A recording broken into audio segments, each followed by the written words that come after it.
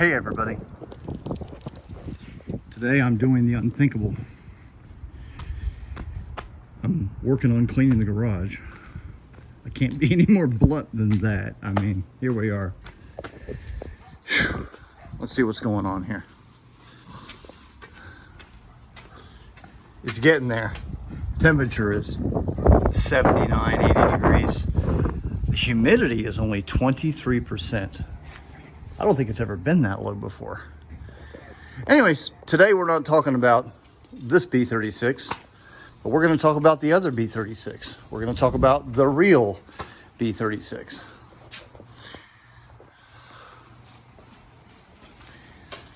There she is, part of her. This is by no means an accurate representation of the spacing, the length, the overall size, or its position relative to the rest of the aircraft. I've got it here just to paint a better picture of what it has been as it's been sitting here. This is the, these are two sections of the aft compartment of the second B-36 built, the prototype, if you will, the production standard, service model, YB-36, or I'm sorry, service test, YB-36 42-13-571.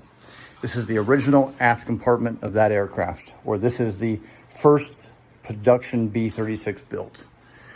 It was later converted to a RB-36E.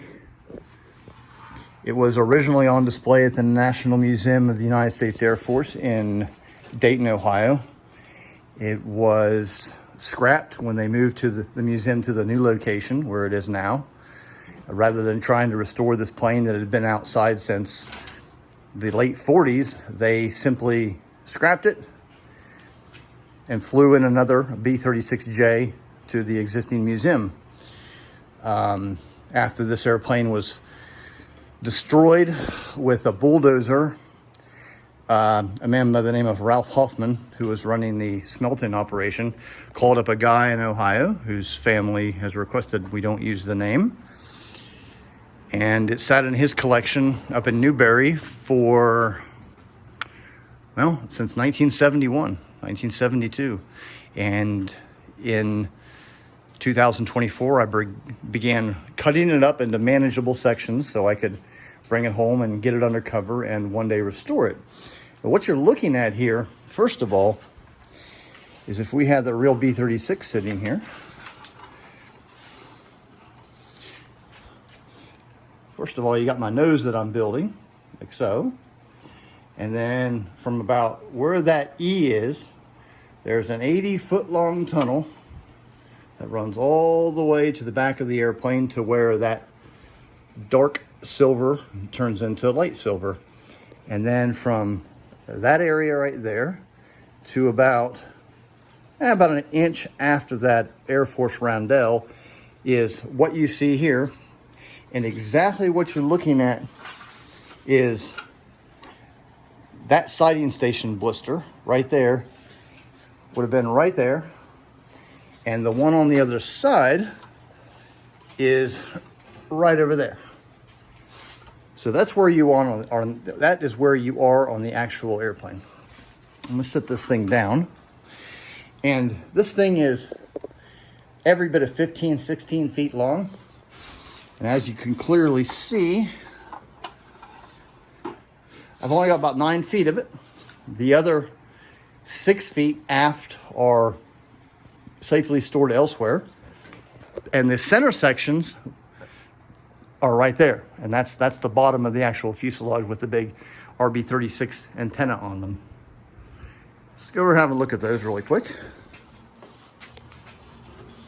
There is not a lot of room to do this. It's almost like it was meant to be. I've been fascinated by this very airplane since I was 5 years old. In 1983, I learned of its existence, and just something about crashed airplanes, junked, abandoned airplanes has just always just enthralled me throughout my entire life. And this is the epitome of that. so look at some of the artifacts here. This seat is out of the actual airplane. I don't know if it mounted here or there. I think based on the paint, it probably mounted here. This seat was probably crushed by a bulldozer or another heavy part of the airframe. I'm sure during the scrapping operations, they made zero attempt whatsoever to preserve any aspect of the airframe. But this thing was bent over and it had been smashed, and I bent it up and put new tubing in there and riveted that that seat on there. When I do restore this thing, I'm going to use actual squash rivets. That's just temporary. But some people could say, oh no, I cut this thing up into manageable spots or manageable pieces. Well, this piece right here, I don't know how much it weighs, but based on my experience moving heavier objects with my engine crane, this thing has to weigh 400 or 500 pounds. Just look at the thickness of this metal. You're talking 1/2-inch aluminum that makes up this I-beam. And it's every which way. And this fuselage surface is, 1/16 of an inch times, 3 and 4 panels. And I believe it's actual armor plating.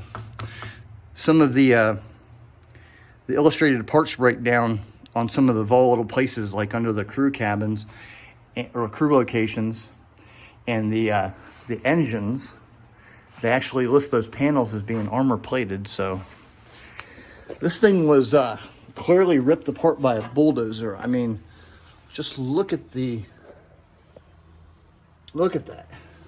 Snapping that aluminum like it's nothing. After the Air Force got done demilitarizing the airplane, Ralph Huffman and his son, Ralph Jr., which were the only two individuals that actually scrapped the RB-36. I met the family and spoke to his grandson, and they told me, I actually spoke to the man who scrapped this airplane a few weeks before he unfortunately passed away. And he told me all about it. He could barely remember it because that family scrapped thousands of airplanes and warbirds throughout the 1950s and 60s and beyond. And they also are famous for scrapping the Douglas XB-19 out in California. The grandson told me that when he'd go visit his family out in California, that the remnants of the XB-19 were out in their scrapyard until the 1990s. So wonderful, wonderful meeting with that gentleman. But this is the actual middle of the airplane right here, and you can see where they took a fire axe and they went all the way down it. That's how they scrapped, or I shouldn't say how they scrapped the airplane, how they got it into more manageable pieces so they could then hoist up these chunks using a steel A-frame and chain pulleys to then lower it down on the flatbed trucks. But they used fire axes and blow torches. And when I cut it, I used a reciprocating saw and, did this so I can just take rivet plate and rivet it back together, hopefully. Where the areas it makes sense to TIG weld it or even MIG weld it, I'll do accordingly. But I'm just going to pan around and see if I can explain some things.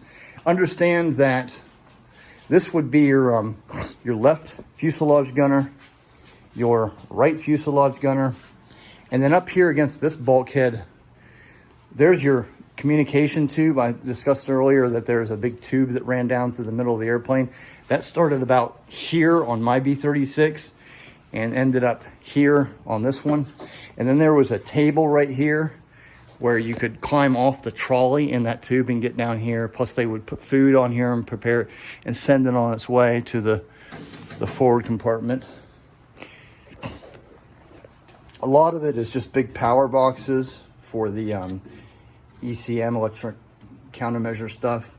These are pulleys from the flight controls that ran from the flight deck, and they run up under here. And this is where you can put your legs and get really comfortable and lean into your big gun sight that sat here. If I had more time, I'd actually build one of those pedestal locking devices so I could mount my gun sight right there. These right here are the 4 blister plugs for the airplane. And one goes right here, and one goes right there, and up above me here and here. This whole thing is 12'6" in diameter, and it would sit considerably lower. You can see the radius of my fuselage. So this thing would be, you know, much further down. Up against this bulkhead, there were tables, big table here and a big table up here, where 2 ECM operators would sit with just a whole wall of classified equipment for monitoring Soviet radar and radio communications based on their defenses. I believe that would have been the low frequency would have been in the nose. With the low frequency would have actually been right where we are in the RB-36, because he was separate from the radio operator. They sat side by side. So this would have been the medium frequency, the intermediate frequency, and then further back here, there's another 8 feet back here, you would have had your high frequency ECM, and beside him back here you would have had your tail gunner. And they had just big tables with more classified equipment, boxes and whatnot. I doubt that I'll be able to find that when I restore this thing. I'll probably just have to make aluminum boxes and detail them the best I can. Some huge wire, big old coaxial. So you got some serious radio frequency going through this stuff. Not to mention the 3-phase AC 330 volt that they use to power this stuff. These are more control line pulleys. This is actual control line from the aircraft. There was a table right here that folded out and stowed elsewhere in the aft compartment, where this gunner, who would have been the right gunner, fuselage gunner, he would have used the table to prepare radio sondes to place them in the radio sonde dispenser that lived right here.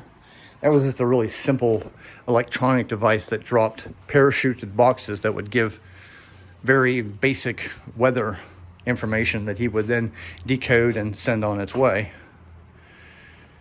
Where I'm standing right now, there was a big bunk over my head. I'm probably hitting my head on it right now. There's part of that bunk right there, but I had the whole thing. Also right here, there was a big galley. Nope, that would have been it would have been actually about right here, would have been the big food storage galley with the oven. A lot of stuff going on back here, but